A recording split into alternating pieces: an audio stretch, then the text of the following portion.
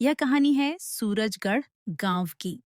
एक ऐसा प्यारा सा गांव जहां सुबह सूरज की पहली किरण के साथ बच्चों की हंसी गूंजती थी और शाम होते होते पूरा गांव खेलकूद और बातों से भर जाता था।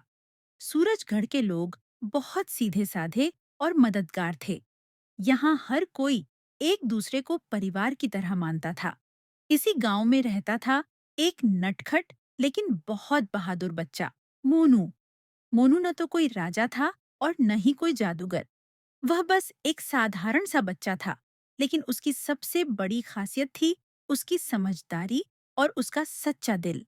जब भी गांव में कोई परेशानी आती, मोनू सबसे पहले आगे बढ़कर समाधान ढूंढने की कोशिश करता।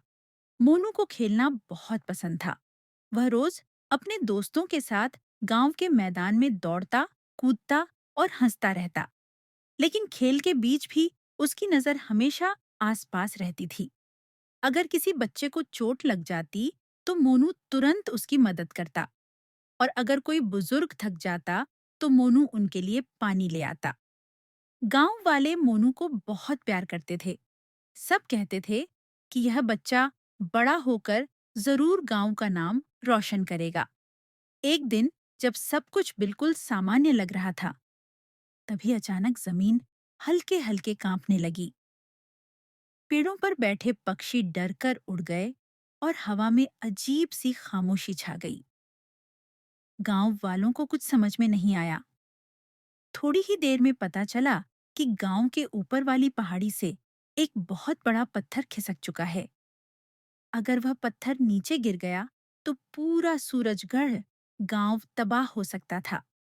घरों से लेकर खेतों तक सब कुछ मिट्टी में मिल सकता था। डर गांव के हर कोने में फैल गया। कुछ लोग रोने लगे और कुछ भगवान को याद करने लगे। लेकिन मोनू शांत खड़ा सब कुछ देख रहा था। उसकी आंखों में डर नहीं था, बल्कि सोच थी।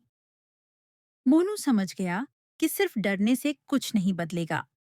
उसने तय कर लिया कि वह पहाड़ी पर जाकर खुद देखेगा कि असली समस्या क्या है। डर को पीछे छोड़कर मोनू अपने दोस्तों के साथ पहाड़ी की ओर निकल पड़ा। रास्ता आसान नहीं था। तेज हवा चल रही थी और पेड़ आपस में टकराकर अजीब अजीब आवाजें कर रहे थे। हर कदम पर खतरा महसूस हो रहा था, लेकिन मोनू का हौसला मजबूत था। वह जानता था कि अगर वह पीछे हटा, तो पूरा गांव खतरे में पड़ जाएगा। काफी मेहनत के बाद मोनू और उसके दोस्त पहाड़ी के ऊपर पहुंचे। वहां का नजारा डरावना था। एक बहुत बड़ा पत्थर आधा लटका हुआ था और उसके पास खड़ा था एक विशाल पहाड़ी राक्षस।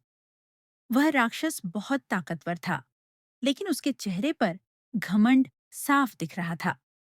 उसने जानबूझकर पत्थर का रास्ता रोक रखा था और उसे गांव वालों की परेशानी से कोई फर्क नहीं पड़ता था। मोनू ने समझ लिया कि यहाँ ताकत काम नहीं आएगी। उसने दिमाग से काम लिया और राक्षस को समझाया कि अगर गांव नष्ट हो गया, तो खेत सूख जाएंगे, अनाज खत्म हो जाएगा और आखिरकार राक्षस को भी अकेले भूखा रहना पड़ेगा। राक्षस पहली बार चुप हुआ। वह सोचने लगा और उसे एहसास हुआ कि वह अपनी ताकत के घमंड में सब कुछ भूल चुका था। वह अकेला था और उसकी ताकत किसी काम की नहीं थी। धीरे धीरे राक्षस का दिल बदलने लगा। उसने समझ लिया कि दूसरों की मदद करने से ही सच्ची ताकत मिलती है। उसने पूरे जोर से पत्थर को सही जगह पर रोक दिया और झरने का रास्ता भी खोल दिया। जैसे ही खतरा टला, सूरजगढ़ गांव में फिर से खुशियां लौट आईं। लोगों के चेहरों पर मुस्कान आ गई। खेत सुरक्षित थे, घर सुरक्षित थे और सबसे बढ़कर उम्मीद जिंदा थी। जब मोनू गांव लौटा, तो हर कोई उसका स्वागत कर रहा था।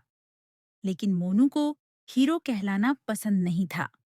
वह जानता था कि असली हीरो वही होता है जो अपनी ताकत से नहीं, बल्कि अपनी समझदारी, अच्छाई और हिम्मत से सबका भला करता है।